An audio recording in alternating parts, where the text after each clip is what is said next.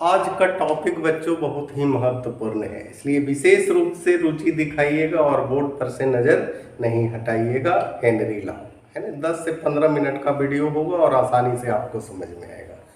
तो बच्चों हम लोग देखते हैं सॉल्युबिलिटी ऑफ गैस। सॉल्युबिलिटी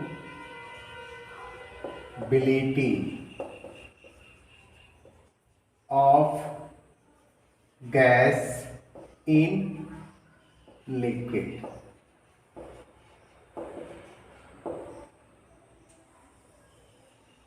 कहता है कि सॉल्युबिलिटी ऑफ गैस, किसी गैस का घुलनशीलता जो है लिक्विड में 3 फैक्टर पर बच्चों डिपेंड करता है। पहला है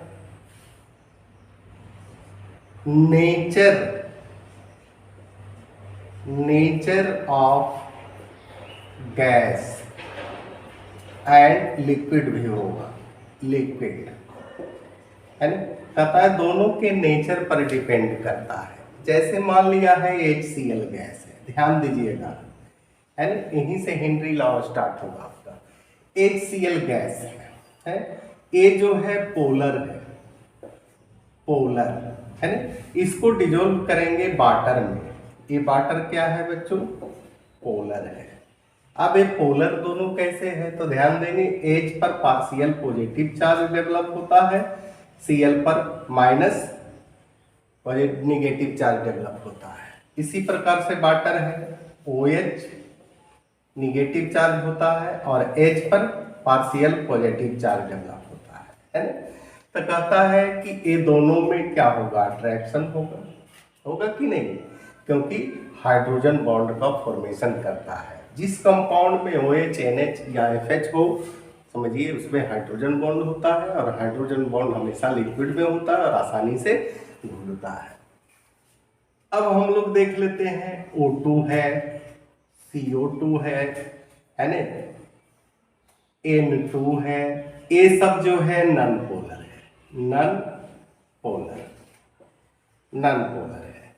और H2O जो है ये है आपका पोलर है। तो क्या आसानी से घुलेगा? नहीं घुलेगा है ना। तो ऐसे गैस को वाटर में डिजोल्व करना है ना। दूसरा फैक्टर है बच्चों टेम्परेचर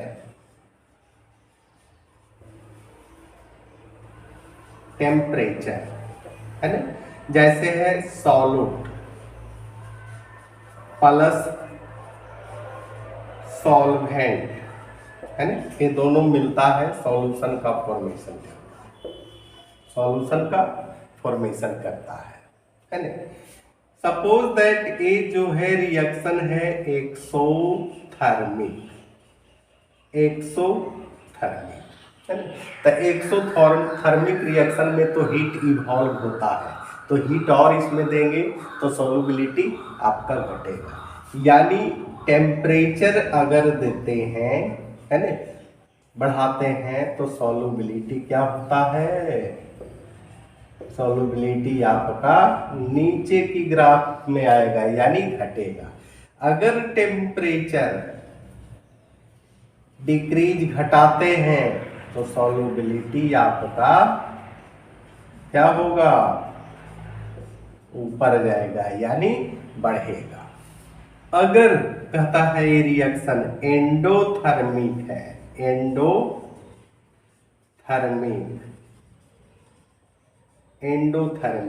यानी ऊष्मा शोषी, इसमें एनर्जी रिलीज होता है, हीट रिलीज होता है, इसमें हीट एब्जॉर्ब होता है। तो कहता है कि अगर इसमें टेम्परेचर को बढ़ाते हैं तो सॉल्युबिलिटी भी हमारा क्या होता है? बढ़ता है। अब बच्चों हम लोग देख लेते हैं तीसरा फैक्टर, प्रेशर। क्या है? प्रेशर है। और प्रेशर जो होता है डायरेक्टली प्रोपोर्शनल क्या होता है?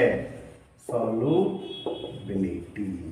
यानी प्रेशर को बढ़ाएंगे सॉल्युबिलिटी बढ़ेगा, प्रेशर को घटाएंगे सॉल्युबिलिटी आपका घटेगा।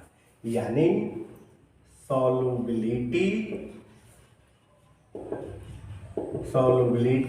of gas in liquid is directly proportional to the partial pressure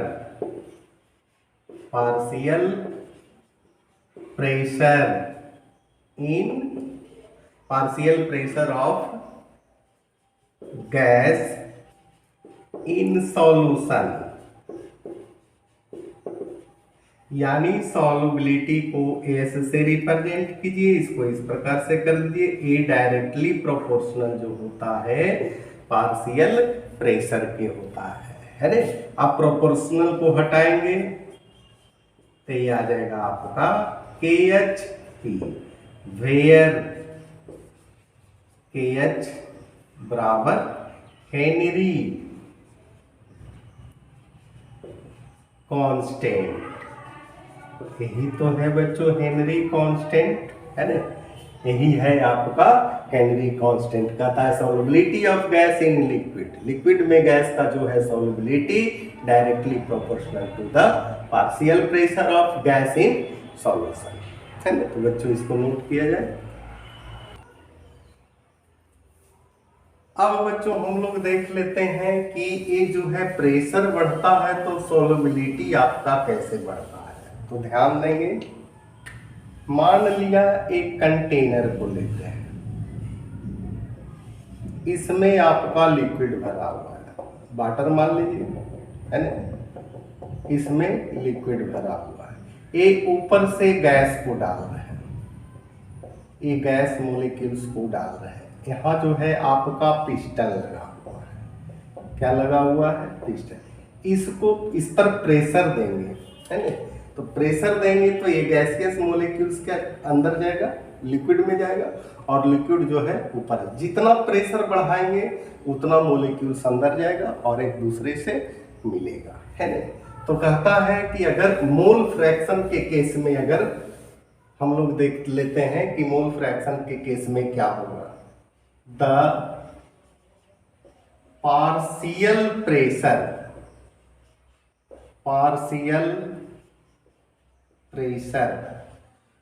of gas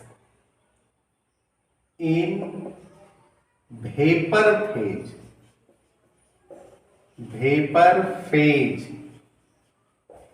is directly proportional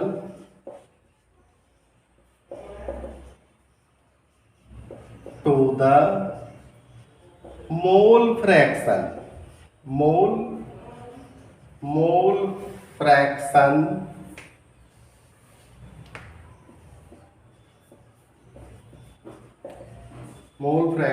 of gas in solution। यानी पार्शियल प्रेशर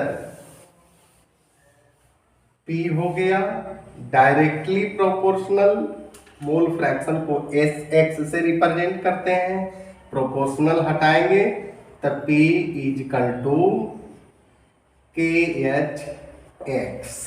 यहां बच्चों क्या हो गया, P से पार्शियल प्रेशर हो गया, KH हो गया हेनरी कांस्टेंट, और X क्या हो गया, मोल फ्रैक्शन। अगर आपको हेनरी कांस्टेंट का यूनिट निकालने के लिए कहेगा तो क्या निकालेंगे, यूनिट है ना, KH का। तो KH बराबर क्या होगा, P/X, और मोल फ्रैक्शन का तो कोई यूनिट नहीं होता है, तो जो पार्शियल प्रेशर का यूनिट होगा वही होगा। तो यहां लिख दीजिए same of partial pressure same of partial pressure.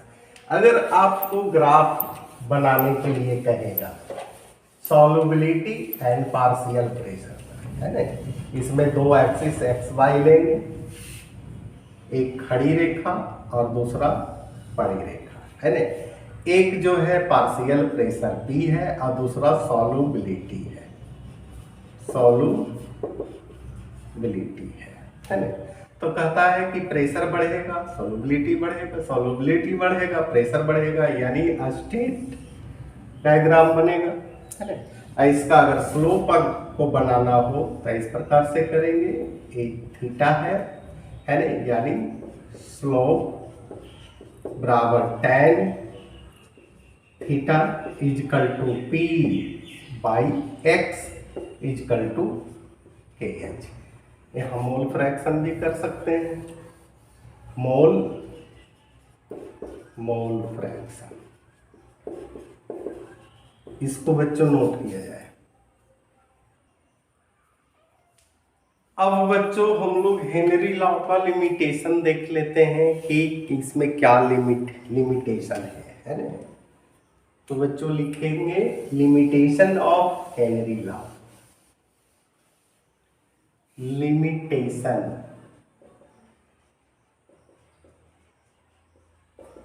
Of Henry law. पहला point, at moderate temperature and pressure,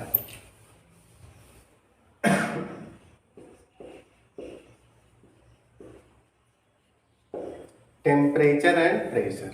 कहता है संतुलित टेम्परेचर और प्रेशर पर ये जो है क्रिया होनी चाहिए, है ना। ये नहीं कि टेम्परेचर बढ़ा दिए बहुत तेजी मात्रा में, प्रेशर नहीं, है ना, मंद ढंग से धीरे धीरे। दूसरा पॉइंट है बच्चों, the gas does not dissociate और एसोसिएट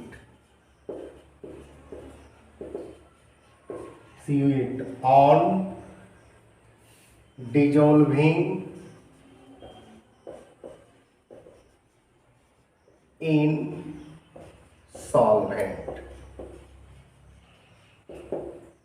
कहता है कि गैस का डिसोसिएशन या एसोसिएशन नहीं होना चाहिए, है ना। वो गैस को डिजोल्व करेंगे जिसका डिसोसिएशन या एसोसिएशन नहीं हो, है ना।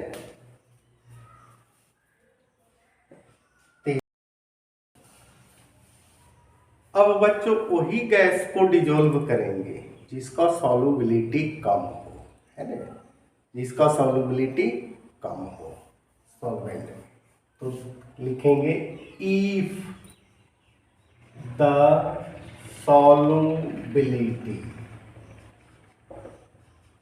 Of the gas in solvent is low, है ना। इससे पहले ही बच्चों मैंने बताया था कि पोलर है तो पोलर में आसानी से डिजोल्व होगा, अगर नॉन पोलर है पोलर में डालेंगे तो आसानी से डिजोल्व नहीं होगा, उसके लिए हेनरी लॉ का यूज करना पड़ेगा, है ना। और हेनरी लॉ क्या कहता है कि वही गैस को डालेंगे जिसका सॉल्युबिलिटी सॉल्वेंट में क्या है, लो है। तो बच्चों आज यहीं तक रहने देते हैं और इसका एप्लीकेशन अगले वीडियो में बनाया जाएगा। इसी के साथ बच्चों